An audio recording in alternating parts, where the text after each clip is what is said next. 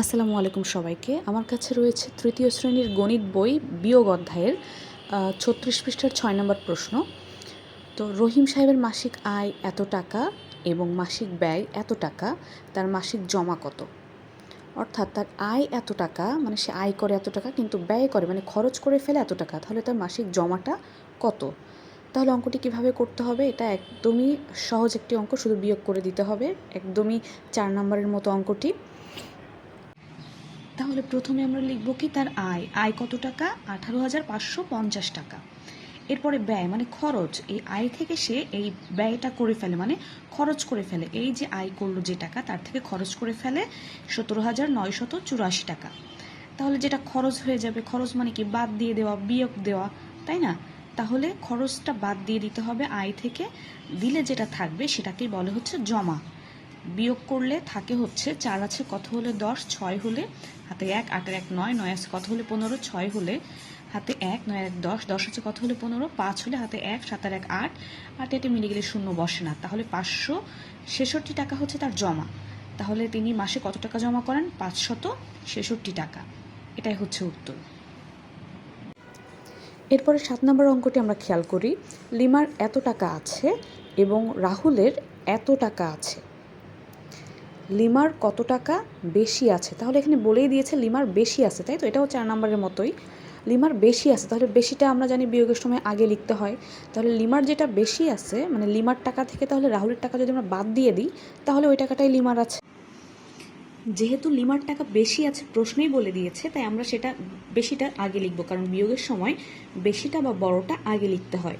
তাহলে লিমার আছে 3,470 টাকা, রাহুলের আছে 2,645 টাকা। তাহলে বলেছে লিমার কত টাকা বেশি আছে। লিমার যেহেতু বেশি আছে এটাও একইভাবে বিয়োগ করে দিতে হবে। তাহলে আমরা লিখব লিমার বেশি আছে 5 আছে কত হলে 10 হবে, 5 হলে হাতে 1, 4 1 5, 5 আছে কত হলে 7 হবে, 2 হলে 6 আছে কত হলে 14, 8 হলে হাতে 1, 2 আর 1 3 3 শূন্য বসে না। তাহলে লিমার বেশি আছে 825 টাকা। উত্তর 825 টাকা বেশি। এবার আমরা একইভাবে 8 নম্বর অঙ্কটি দেখব 6-7-এর মতোই। বিজয়বাবু 35,465 টাকা দিয়ে একটি সাইকেল এবং 45,722 টাকা দিয়ে একটি টিভি কিনলেন। তিনি কত টাকা বেশি দিয়ে টিভি কিনলেন? তাহলে এখানেও 7 নম্বরের মতো বলেই দিয়েছে যে তিনি কত টাকা বেশি মানে বেশি দিয়ে টিভি কিনলেন, তার মানে কি টিভির দামটা বেশি।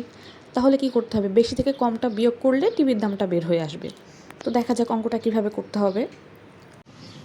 তাহলে প্রথমে লিখব টিভি কিনলেন 45,722 টাকা, কারণ টিভির দাম বেশি প্রশ্নেই বলে দিয়েছে, তাই বেশিটা আগে লিখব। তারপরে সাইকেল কিনলেন যে টাকা সেটা লিখব। এখন টিভি যে টাকা বেশি দিয়ে কিনলেন তার থেকে যদি আমি কম টাকাটা বাদ দিয়ে দিই তাহলে যে টাকাটা থাকবে অতিরিক্ত সেটাই হচ্ছে টিভির দাম, টিভির বেশি টাকা দাম। তাহলে বিয়োগ করে দিতে হবে, এটাও একইভাবে। 5 আছে কত হলে 12, 7 হলে হাতে 1, 6 আর 1 7, 7 আছে কত হলে 12, 5 হলে হাতে 1 থাকে, 4 আর 1 5, 5 আছে কত হলে 7 হবে, 2 হলে 5 এ 5 মিলে গেলে শূন্য, 3 আছে কত হলে 4, 1। তাহলে 10,257 টাকা হচ্ছে বেশি থাকলো। তাহলে টিভির দাম কত টাকা বেশি? এই 10,257 টাকা। অতএব তিনি 10,257 টাকা বেশি দিয়ে টিভি কিনলেন। উত্তর 10,257 টাকা। ধন্যবাদ সবাইকে।